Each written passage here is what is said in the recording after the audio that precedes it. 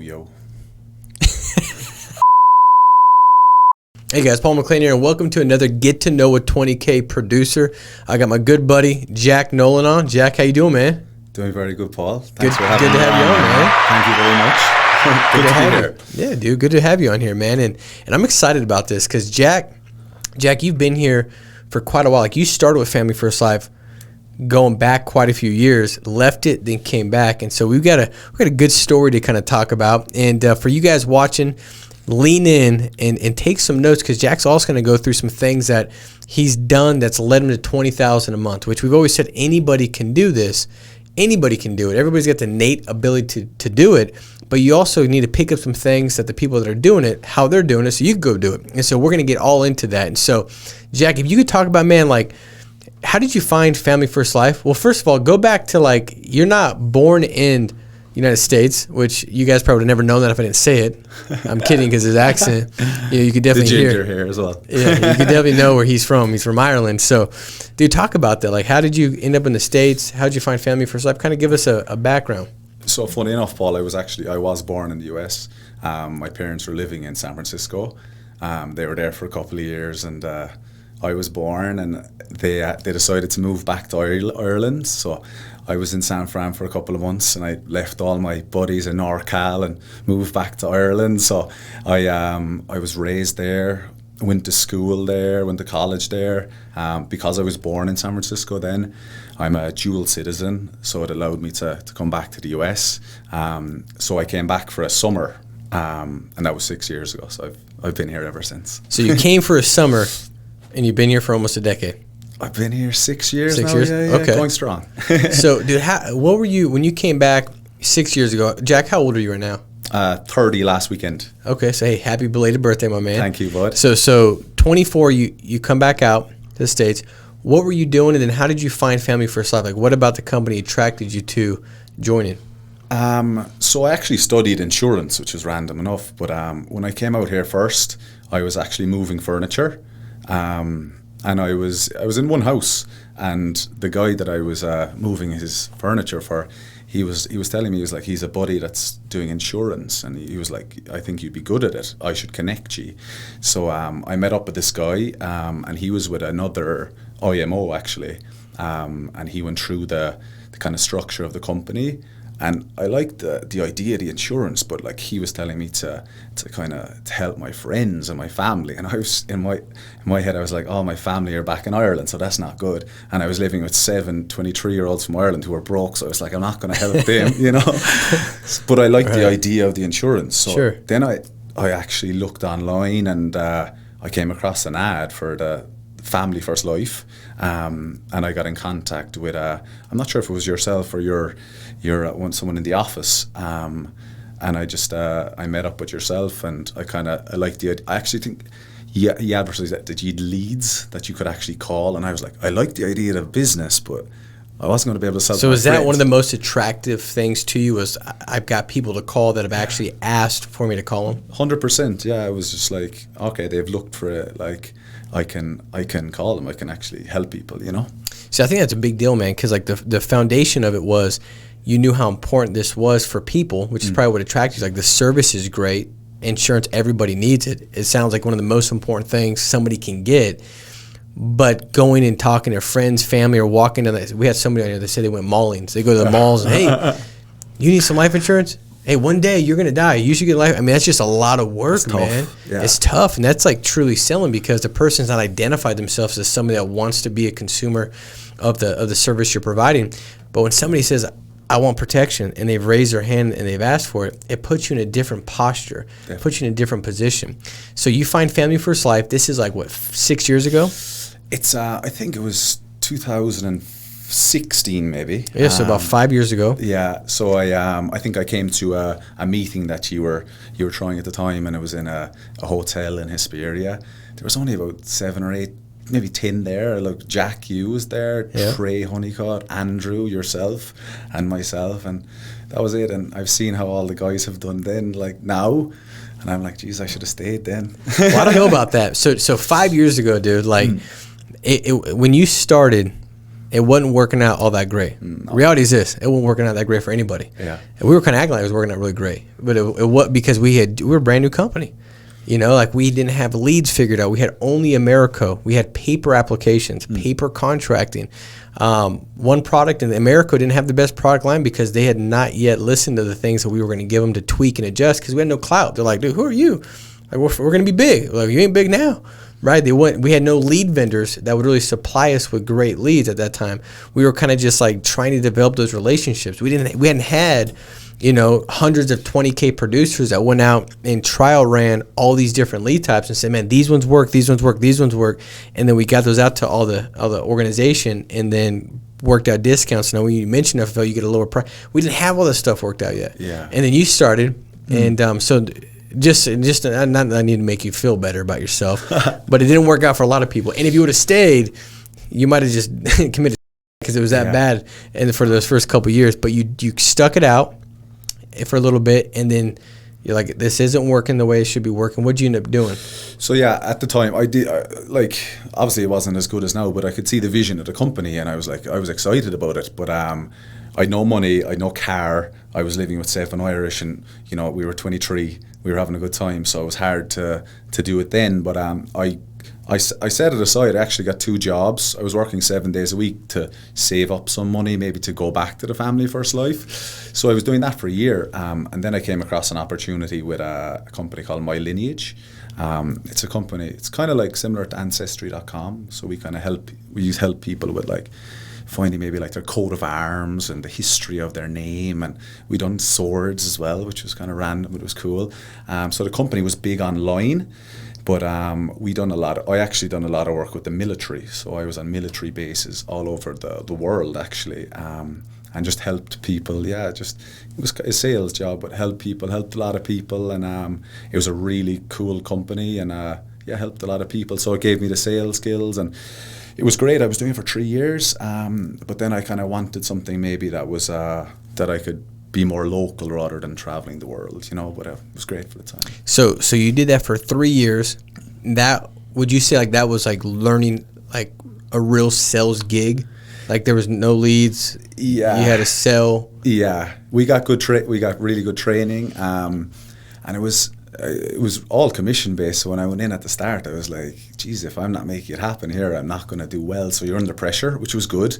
But yeah, we were helping guys that were maybe going to the shop to get a packet of Doritos and a Powerade, and we were trying to convince them to get a sword and their family name. So it was tough, really good stuff, and helped a lot of people. And I still get texts. But you had to pitch it. You had to first cultivate an interest. Yes. And then convince them to buy it, so that was selling. So just with this, I find people have reached out to you for insurance, and like I just think myself, I'm like, I wouldn't reach out for insurance if I wasn't interested. It's not like it's fun to do it. So people are interested. So I have that in my head. So that helps with selling this. You know, that's good, man. Yeah. Like I think most of selling is when you have to be the one that's cultivating that interest. That's like putting interest in there and driving the interest up and creating that interest. When somebody says, hey, I want protection for my family. If I die, I want to make sure they're covered. In essence, man, like the sell is kind of made. Yeah. Like you just have to care about them and be likable, or they trust you, and then you can move them forward.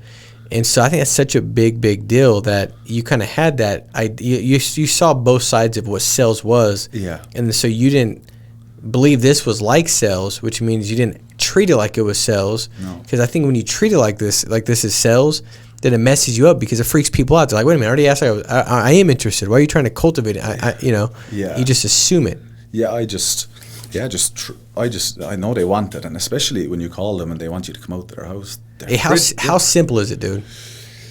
Very simple, very simple. If you put in the hours and just book enough appointments, it's simple. Like you'll have days where people don't show up, maybe they forget it, but like in terms of selling it, like once you're in the house, very easy. It's like a done deal. Yeah, 100%. So you're just helping. It's kind of like, I kind of think it's like if you're trying to get a flight, you're trying to put people into or you're trying to find the best price with the best company. That's kind of how I see this. They want insurance. We have worked with 15 companies more.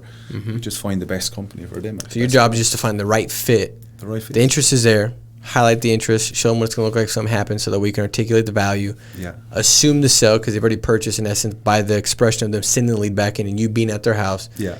Assume it, build value, good to go. What do you think, dude, what's been the most challenging thing for you? Because, like, I know you write $20,000 a month, and I know I think this, and I think you think this as well. Like, I just think that, dude, like, you could easily write $50,000 a month because I think you're writing $20,000 a month at like 20% of your capacity, which is easy to do because, dude, like, you don't have 900 kids like I do. Yeah. You guys, you want to kind of do what you want to do, travel and stuff. Yeah. What's been the biggest struggle for you that's kept you from writing maybe $50,000 a month? Because we know you have the ability to do it. I know that myself. I'd say I'm doing more than 20%, but maybe 30 or 40% of my. We'll give you 30%.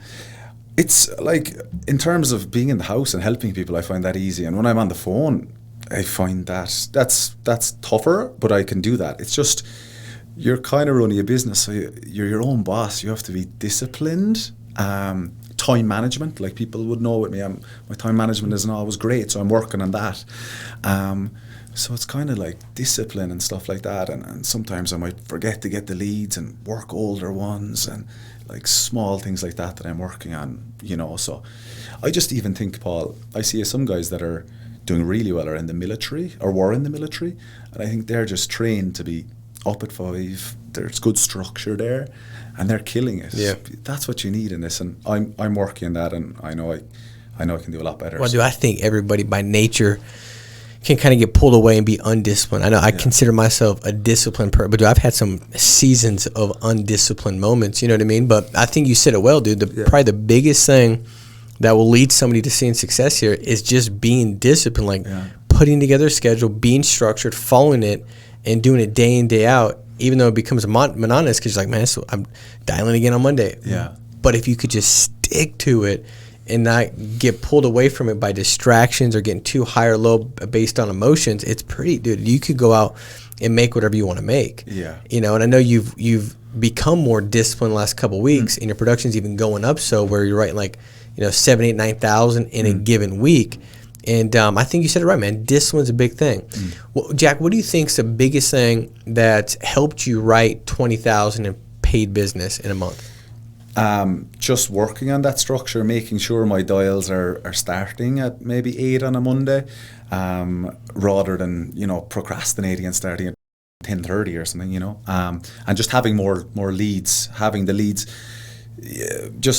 and maybe preparing for my day the night before.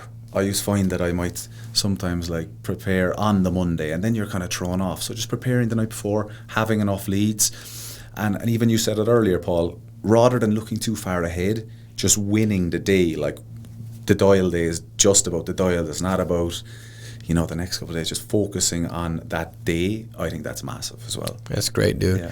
I love that, man. Where do you see yourself going, Jack? Like, dude, in next, we're sitting in July, so the last half of 2021. Dude, like, what are you looking to, man? What does success look like the last 6 months? I just want to level up with my production, so maybe push it towards more like 30 to 40,000. Being more consistent. I have 3 of my buddies that are working me as well, so I want to ensure that they're doing well as well, and I just want to help them as much as I can. I'd love to work with other people as well, so just help build my team as well. How does it feel when you have like somebody, because you got a good group of like friends, and it's kind of like me, dude. I have a lot of people in the team that I know. Like, I went to high school with Andrew. I went to high school with Rochelle, and to see Andrew make multiple 7 figures in a year and then get a deal with integrity, and then see Rochelle step out of being a single mom with 3 kids and not knowing what to do and what it's going to look like as she went through a tough time in her life with separation with her spouse, all these different things, and now she's running a business, making $400,000 or $500,000 a year. That's to me the most rewarding. I know you feel the same way because we've spoken about it. How does it feel having like somebody on your team that seeing them kind of see success and building a business and helping people? Yeah, it's great. Like, even I suppose my buddy Trevor was maybe struggling for a while, and then he came up dialing with me in Los Angeles, and he's been doing a lot better since, and you know, we call each other when we're in the field, and when he calls me and he says he's made a couple of sales, it's a way better buzz than when I make my own, you know, help my own people. There's a great buzz off it, and even my friend Matt started dialing last week. He dialed better than me, booked up more than me, and there was a good buzz off it. So I just love seeing my friends doing well. Yeah, you know? that's cool, man. So if anybody, for one, I mean, I know when we look at the leaderboard, and we've kind of gone through it, when I do these, you know, get to know 20K producers, and we break it all down, there's hundreds of people every month just in our small group that's doing 20,000 plus a month in issue paid business. You know, we're just a fraction of the company, and everybody's got different ages, ethnicity, male, female. Anybody can do this because it's that simple. Like, you stepping into this, there's no reason why you couldn't do it. Yeah. Get leads, book appointments. Now, the biggest struggle is the one we have with ourselves, like that discipline, like being focused, not getting distracted, not getting pulled away, doing what we say we're going to do, preparing, planning, because now we're the self-employed business owner. And so with a lot of responsibility or a lot of benefits and the blessing behind that is also a lot of requirements, and you know, we're commanded to do a lot when it comes to managing that all.